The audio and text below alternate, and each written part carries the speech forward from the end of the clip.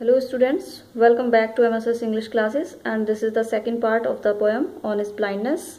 In the first part we have covered the first 8 lines of this poem, and now let's move to next lines. First part Octave था जिसमें 8 lines थी और उसमें Milton बहुत परेशान हैं अपनी आईसाइट के चले जाने की वजह से, और वो फर्स्ट पार्ट में गॉड से कंप्लेन करते हैं। तो अब हम पढ़ रहे थे कि वो कंप्लेन करते हैं लेकिन उसके बाद अचानक से महसूस करते हैं, जब वो इस बात पर विचार करते हैं तो उनके अंदर से एक आवाज़ आती है जो पेशेंस की आवाज़ है, और वो उनको रोक लेता है। और वो क्या कहता है? That murmur soon replies God doth not need either man's work or his own gifts, who best bear his mild yoke, they serve him best. His state is kingly, thousands at his bidding speed, and post over land and ocean without rest, they also serve who only stand and wait. This part is sestet, and it has 6 lines, and in one stanza we have 3 lines. So now let's see what the Milton says. तो Milton यहाँ पे कह रहे हैं कि उनकी जो patience है, उनका धैर्य है, वो उनको जवाब देता है, उनको रोक लेता है। दैट मर्मर, मर्मर मीन्स वो कंप्लेन, जो उन्होंने, मर्मर मीन्स होता है टू स्पीक स्लोली, कुछ कहना। तो अब मिल्टन ने क्या कहा था कि मेरा तो एक ही टैलेंट है, पोएटिक टैलेंट, और वो मेरी आंखों की रोशनी की वजह से बेकार हो गया है। मेरी तो मेंटली और स्पिरिचुअली डेथ हो चुकी है, क्योंकि अब डेथ के बाद डेथ आएगी और जो भी जीवन बचा है वो बेकार है मेरे लिए, और डेथ के साथ ये टैलेंट भी चला जाएगा। तो वो गॉड से कंप्लेन कर रहे थे कि तुमने मेरी आंखों की रोशनी क्यों छीन ली। लेकिन पेशेंस ने उनको रोका और उस कंप्लेन को रोका, जो कंप्लेन वो कर रहे थे, जो शिकायत वो कर रहे थे गॉड से, उसको रोक लिया। दैट मीन्स उस शिकायत को रोका जो वो कह रहे थे। सून रिप्लाइज, और जल्दी ही उत्तर देता है पेशेंस, जो धैर्य है उनका वो उत्तर देता है। गॉड डथ नॉट नीड, कि ईश्वर को आवश्यकता नहीं है। Doth not means does not, ईश्वर को आवश्यकता नहीं है ईदर मैन्स वर्क, ना तो मनुष्य के कार्य की, मेहनत की। ईदर का मीन्स है ना तो, और यहाँ पे इसका मीनिंग नेगेटिव इसलिए निकल रहा है बिकॉज यहाँ पे नॉट आ रहा है। जब भी सेंटेंस में नॉट आता है तो इधर जो है नेगेटिव मीनिंग देता है।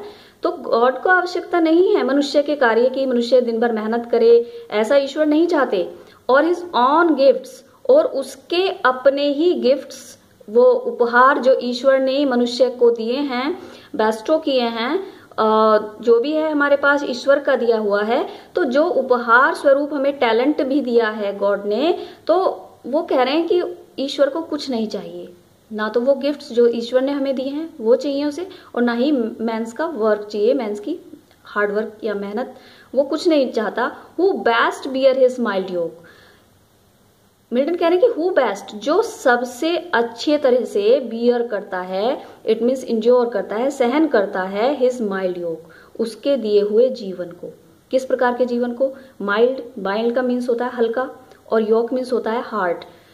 और यहाँ पे मीन्स है कि या तो जीवन बहुत ही इजी गोइंग मिला है तो इंसान को उसी से संतुष्ट रहना चाहिए, और योक का मीन्स होता है हार्ड लाइफ। योक का जो डिक्शनरी मीनिंग होता है वो होता है जुआ।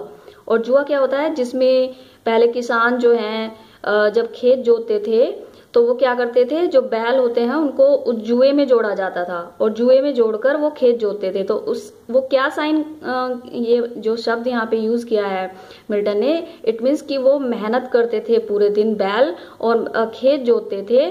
तो इट मीन्स अगर किसी को ऐसी लाइफ मिली है कि पूरे दिन वो बैलों की तरह वर्क करता है, तो उसे क्या करना चाहिए? उसे ईश्वर से कंप्लेन नहीं करनी चाहिए इसके लिए, बल्कि उसे ईश्वर की विल मान के इसको एक्सेप्ट करना चाहिए। और जो इसको कर लेता है, लाइफ कैसी भी मिली है, हार्ड मिली है, इजी गोइंग मिली है, तो उसको जो अच्छी तरह से बियर कर लेता है और गॉड की विल मान के एक्सेप्ट कर लेता है, दे सर्व हिम बेस्ट। तो ऐसे लोग ही उसको सबसे अच्छी क्या करते हैं? गॉड की सबसे अच्छी सेवा करते हैं, यानी कि गॉड के सबसे अच्छे सेवक और भक्त होते हैं। His state his kingly, his state, अब हिज स्टेट यानी कि उसकी जो पोजीशन है, किसकी? गॉड की पोजीशन, यानी कि ईश्वर की जो पोजीशन है वो कैसी है? इज किंगली, राजाओं के जैसी है। राजाओं से यहाँ राजा से तुलना की है कि जो गॉड की पोजीशन है वो राजा जैसी है। क्यों कहा है ऐसा? Thousands at his bidding speeds. Thousands means हजारों सेवक, at his bidding, bidding means आज्ञा पर, ऑर्डर पर, स्पीड दौड़ते हैं। किसकी आज्ञा पर? जब राजा के यहाँ दो तरह के सेवक होते हैं, एक तो वो जो बाहर का काम करते हैं, राजा जिनसे बाहर का काम कराते हैं, और एक वो होते हैं जो उसके द्वारपाल बन के गेट पे खड़े रहते हैं। तो यहाँ पर पॉइंट कहते हैं कि जो राजा होता है वो जब आज्ञा देता है तो हजारों सेवक उसकी आज्ञा पर दौड़ पड़ते हैं। एंड पोस्ट ओवर लैंड, और वो जाते हैं, पोस्ट जाते हैं, दौड़ते हैं ओवर लैंड, कहाँ पर?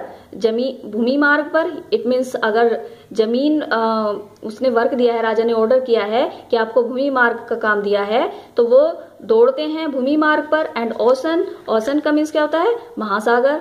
तो अगर उन्होंने काम दिया है महासागर में जाके वो करना है तो वो उसको भी करते हैं विदाउट रेस्ट, बिना आराम किए। इट मीन्स उनको किसी भी प्रकार का वर्क दिया जाए तो वो बिना आराम किए उसको करते हैं।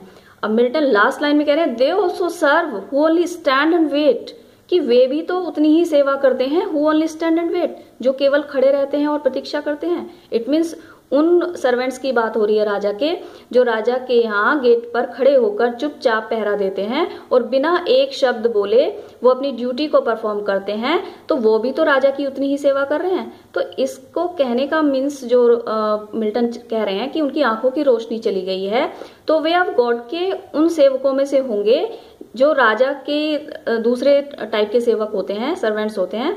तो मिल्टन भी इस लाइफ को बिना एक शब्द बोले बियर करेंगे, और अब वो एक भी शब्द गॉड से कंप्लेन नहीं करेंगे, because now he considers that it is the will of God, so now he accepts it. और वो सबसे कह रहे हैं that we should accept whatever we have given by God. तो जो भी हमें ईश्वर ने दिया है हमें उसे ईश्वर की विल मानकर स्वीकार कर लेना चाहिए, गॉड से कंप्लेन नहीं करनी चाहिए, और तभी हम अपनी लाइफ को सक्सेसफुल बना सकते हैं। I hope you have understood it very well. Thank you for watching my video.